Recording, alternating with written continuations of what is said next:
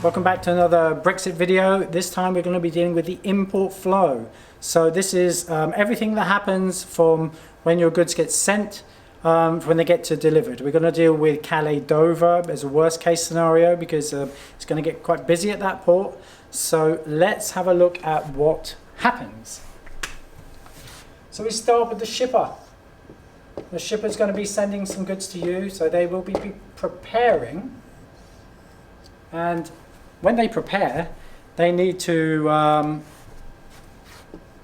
send a declaration that the goods are going to the UK to the local customs office, and the customs will come back with a MRN number. Now an MRN number, we have to deal with some acronyms again, is a movement reference number. This is really important because this is how the driver is going to get onto the ferry. So without that movement reference number, he's not going anywhere and he'll probably get turned away at the port.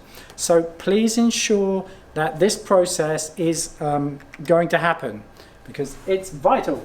So here's our merry man.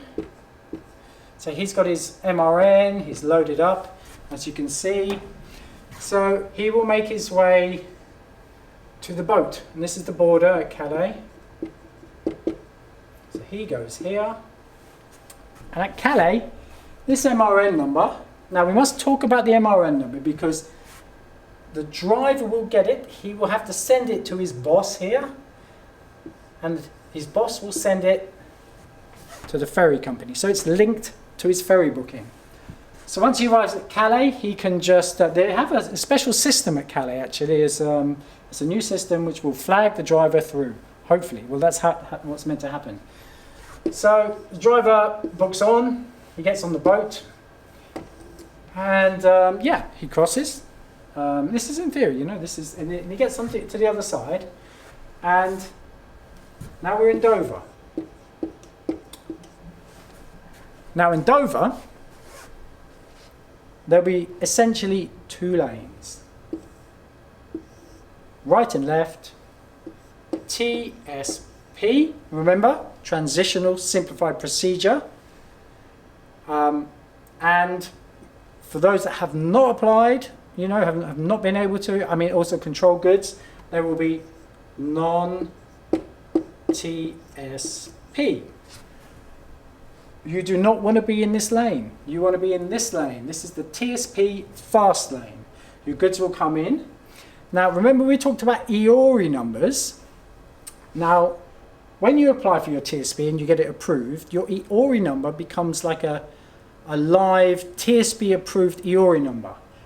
We believe that is the bit that needs to go with the paperwork or whatever. I'm not quite sure yet. But your EORI number will get you through this little lane. Yep. So your EORI number will push you through this lane and you can deliver. So you receive your goods. If you go to this lane, you will have to clear at the port. Now currently, having spoken to many agents, they're just not really ready. You know, they're not able to employ people for something that may not happen. So they haven't. So there's going to be a bit of a bun fight here. You may have the whole of Kent as a lorry park for a little while. This is where the delay is going to happen, most certainly. Don't forget here you have possible issues with congestion because, you know, maybe your TSP, your EORI number is wrong or something. We are suggesting your EORI number gets hardwired on the paperwork that the shipper sends because it'll be the same every time. Your MRN number obviously will be different, but if you can get your EORI number on your paperwork, I think that will be helpful. So, delivered, all good. At that point, it's still not quite over for you. You do have to account for the goods you're bringing in advance in your records, and also I believe it's called a supplementary declaration, is what you will submit to HMRC. I think it's 4 days plus 30 days after arrival of the goods. So 4 days the month after. So in any case, you are going to have to submit at some point how much duty you will be paying, and they will take it from your deferment account. Remember we talked about deferment, Dan?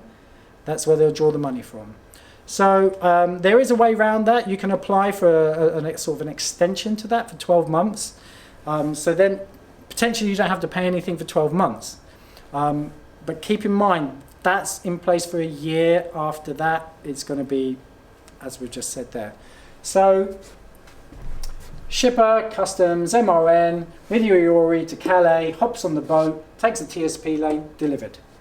Pay your duties if you have to pay any duty, that is. If you're unfortunate enough to be in this lane here, the chances are, you will need a customs clearance agent. Your goods will have to be cleared here, and you will probably be delayed because there's probably going to be a lot of people in this boat here. You may even get the hauliers saying to you, "Is this a TSP load?" And if you can't say yes, they may decline it. So keep that in mind, how important it is to apply for TSP if you haven't already. It's free and it's easy. So hopefully that gives you a really basic idea of how the whole flow is going to work. We are going to various seminars by the Freight Transport Association, so this is there may be some more detail to this, but hopefully that's helped visualize how everything joins together. Thank you.